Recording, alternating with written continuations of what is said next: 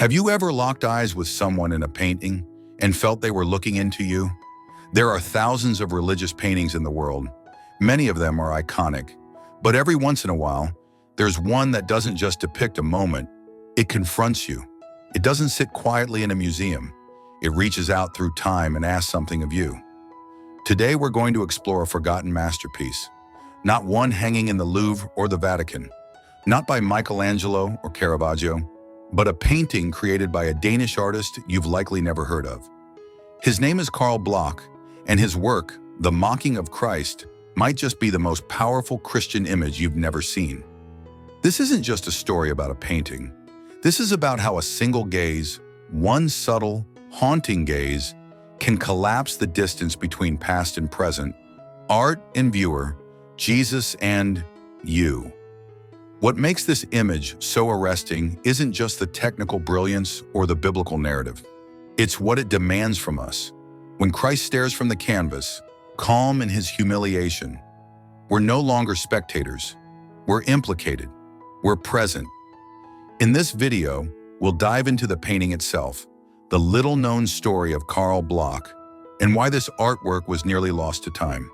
We'll explore its technique, its emotion, and what it might reveal about our own response to injustice and suffering.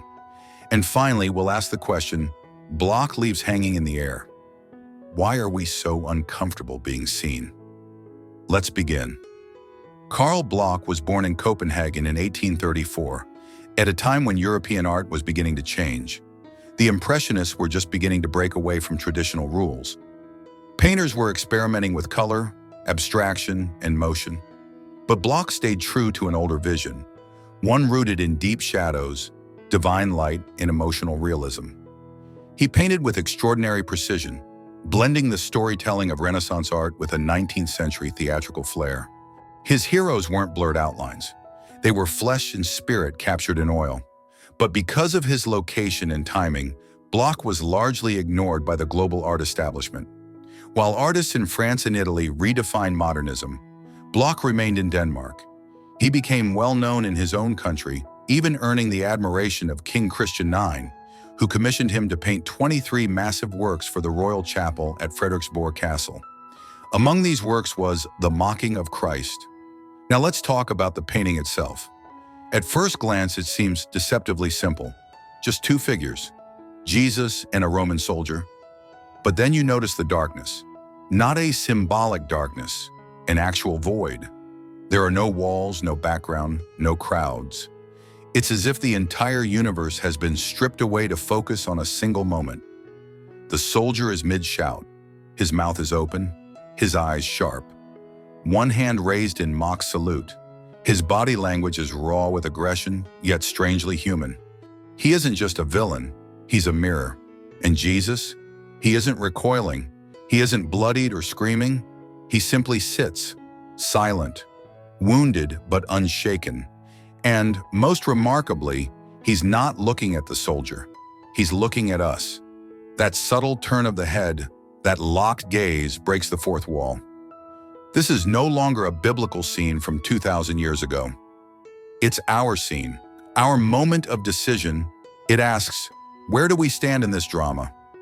This technique, so common in cinema now, was almost unheard of in religious painting. Jesus' eyes don't accuse. They don't beg. They understand. And that may be even more disturbing. Imagine walking past this painting in a quiet chapel. You pause and then you realize you're being seen. Not admired, not judged, just seen. The kind of gaze that bypasses your defenses. It's a strange feeling, and maybe that's why this painting was overlooked. In a world that often demands spectacle, Bloch offers restraint. He doesn't need a dozen guards, a trial scene, or violent details to depict Christ's suffering. He shows us one quiet moment of psychological tension, and that's enough. Art critic and theologian Hans Lischer once said that the gospel doesn't shout, it whispers into the deepest parts of our conscience. That's what Bloch accomplishes. His Christ whispers through stillness, not noise. And yet the question persists, why don't more people know this painting? There's a painful irony in all this. Carl Bloch, who poured his soul into sacred art, was never given a seat at the great table of Western art history. He wasn't French. He wasn't Italian. He didn't play the game of galleries or movements. He simply painted, faithfully, fervently, and the world largely moved on. But maybe that's what makes the mocking of Christ even more powerful today. Because this painting, like so many moments of quiet truth, wasn't created for applause. It was created to confront. To stop someone, maybe you, in their tracks and ask, "Are you listening? Are you watching? Can you hold this gaze?" In a time when so much of our attention is consumed by noise, confrontation, and outrage, Bloch gives us something radically different, a silent moment of divine dignity, a space where pain isn't shouted but revealed, where injustice isn't dramatized but personalized. So now that you've seen it, what did it stir in you? Did you feel the stillness, the sorrow, the grace, and maybe most haunting of all, what do you think the soldier was shouting? Let us know in the comments, because your reaction, your interpretation, becomes part of the painting's story now. The fourth wall has been broken, and you are no longer just a viewer. Thank you for watching.